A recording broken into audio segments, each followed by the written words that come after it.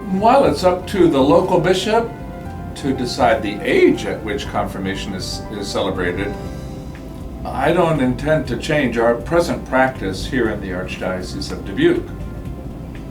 I've heard all kinds of arguments for and against confirmation at different ages, but I believe that we're following the thinking of the Church by celebrating the sacrament of confirmation with high school age candidates.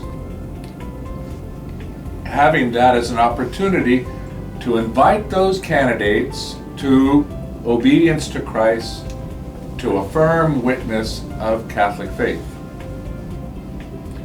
A little history lesson might be helpful here. You know, the early church celebrated confirmation at the same time as baptism. And the bishop was the ordinary minister for both those sacraments. But that became difficult as the church grew in numbers and it spread over wider areas. And so as a result, the priest became the ordinary minister of baptism, and confirmation was still reserved for the bishop.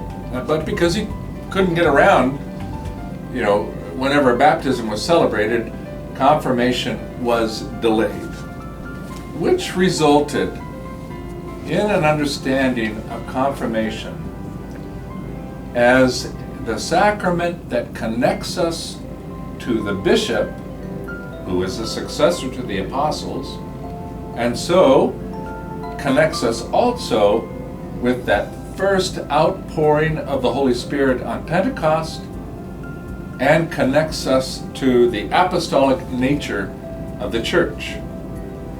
Apostolic in what we believe, because everything we believe is rooted in the witness of the apostles. Apostolic in how we organize ourselves. You know, just like the early church, organized around the apostle or the successor to the office of the apostle.